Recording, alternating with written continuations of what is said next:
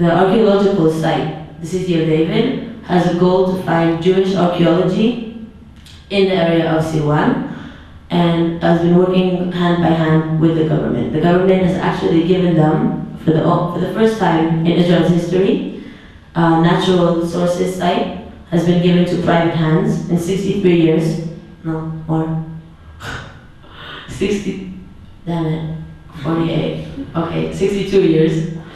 It's the first time that it's been given to a private land, and that it's been given to Al-Ad. They have been sued in the Supreme Court to give it back to the government, and it happened, and then the government has passed it to the hands of the Natural Park Resources, which has given it again to Al-Ad. So Al-Ad is actually getting $70 million a year in order to take over houses in East Jerusalem beside their tourist information site.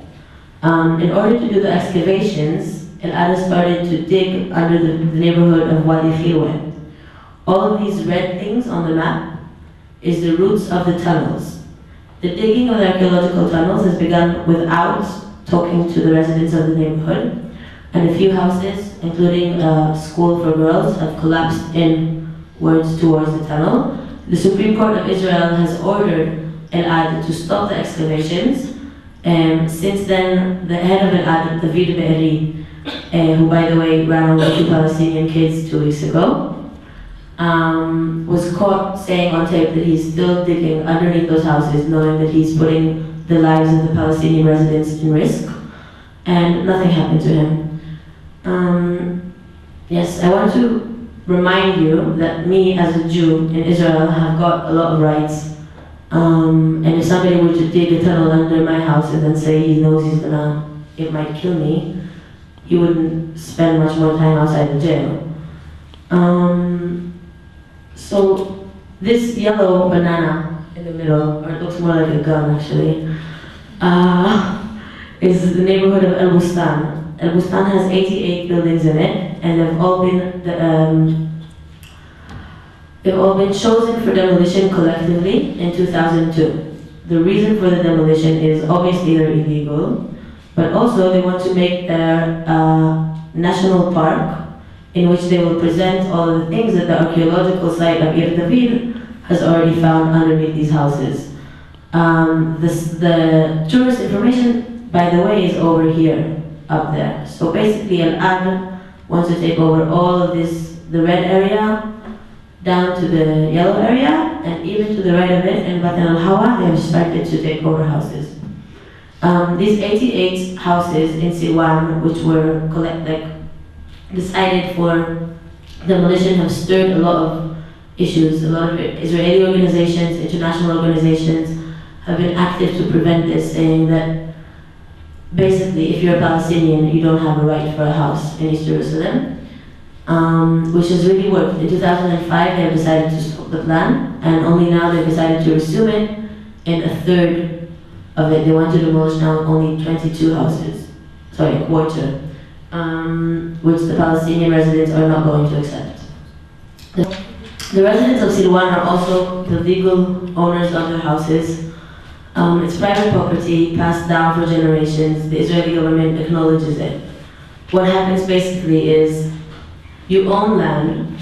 Nobody's, that can also be disputed, but you own land.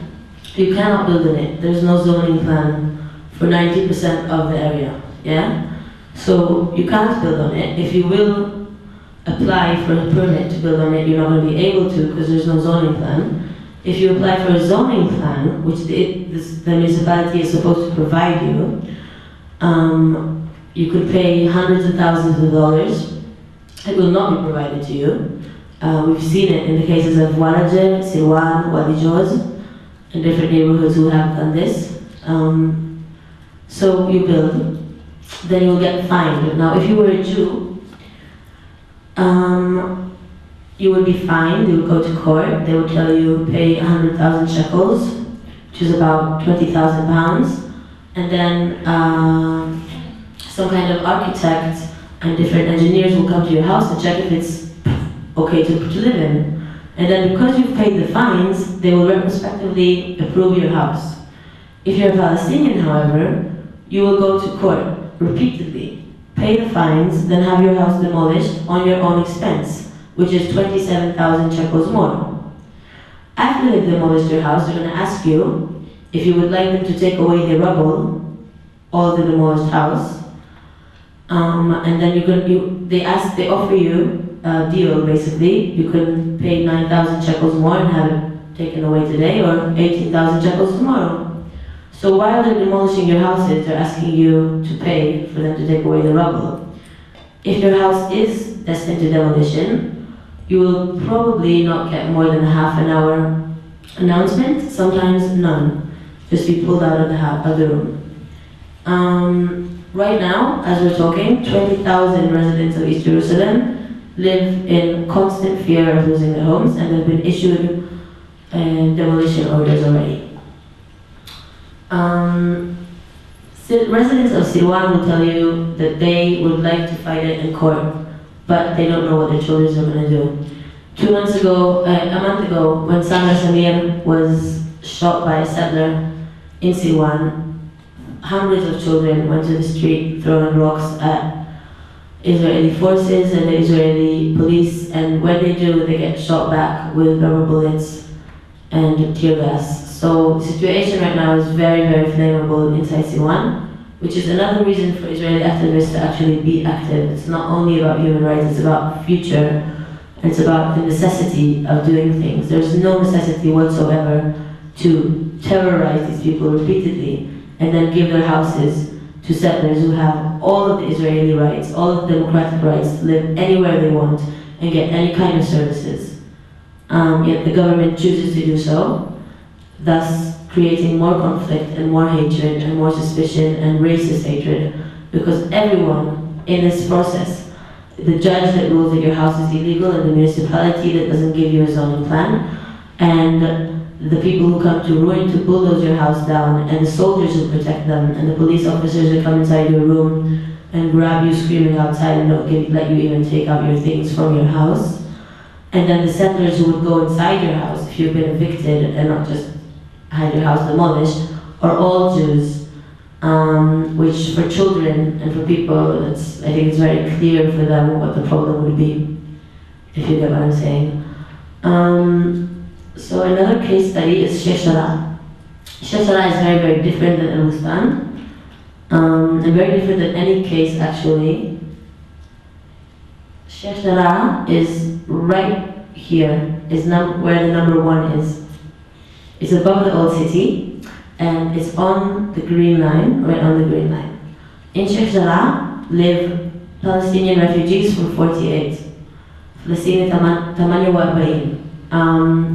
They have fled from their houses in the 48, fled or been kicked out of Israel and fled into Jordan, and then Jordan put them right on the line, on the green line, as meat to the cannons, if you have that expression. So in Sheikh Jarrah, the Jordanian government, in accomplishment with the UN, have decided to build houses for the refugees, and by this take them off the refugee status that they would have with the UN. 28 families agreed to this settlement with the UN and have been given houses. The houses have been built in 56.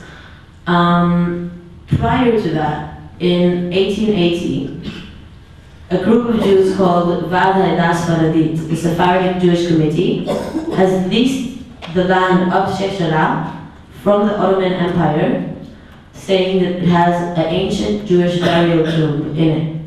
So Jews lived there from 1880 until 1920, when there were a lot of violence, and they have fled. Then in 48, the last Jews have fled, and as they fled west, inside what then became Israel, Palestinians who fled east got to live in the land around and in Sheikh Jarrah where they lived. So it's almost the same thing, except for the fact that they haven't lived there for hundreds of years. This land that has been previously Jewishly not owned but leased is the reason why the Palestinians of Sheikh Jarrah are now again in danger of becoming refugees and losing their houses. In 67, they have been occupied again by the Israeli government, and in 73, have begun a legal process in which Vada Paradit, the committee that leased the land, claimed that they owned the land and bought the land actually from the Ottoman Empire and started legal procedures against the 28 families resident of Sheshela. So why is this not fair? The Israeli law states that if you've left your property during the war and you're not Jewish, you're not going to get it back. But if you are Jewish, apparently you can. So the people who live in Sheshela are refugees who fled from inside Israel, from inside 48 lines of Israel, and they cannot, even though they have freedom of movement, they can't access their old houses where they were born, where their parents were born, where their grandparents were born, in Jaffa, Haifa, Tzrifin, Akko, all of these areas. They cannot take them back, but the lands that they live on now have been given to them as refugees because they were once leased by a Jewish organization, not even private families, not even the people, the children of the people who live there. They're going to be kicked out again. It's plain out discrimination, racial discrimination, ethnic discrimination. The Israeli law admits it. The people who are now settling inside Sheshela, in November 2008, December 2008, the first family from Sheshela was evicted, the family of Kamel and Abu Kamal and Kurd, two elderly people, an elderly couple.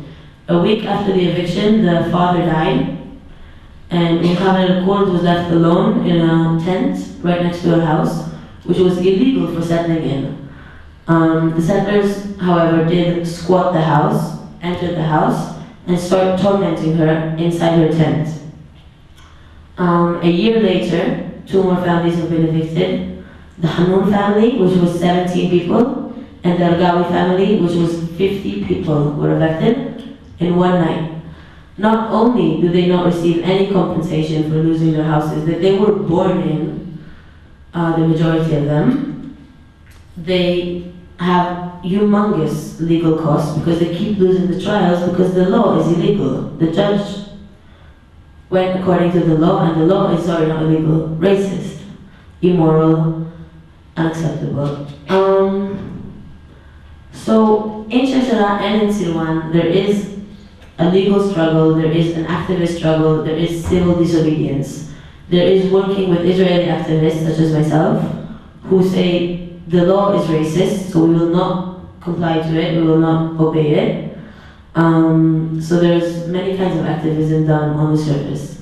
We have direct actions, which means to come and be in houses that we know are going to be evicted, or to come when there's a demolition happening. There is demonstrations, there are different people who lobby against this, there are activist lawyers, and now we've started another organization that specializes in East Jerusalem called Solidarity Sheshela, and it specializes in bringing young Israelis to know about the situation, which I know this sounds ridiculous, but many people do not know. And then get them to demonstrate and get them to be there in the land and put their reputation or legal status maybe a bit in danger for the sake of Palestinians.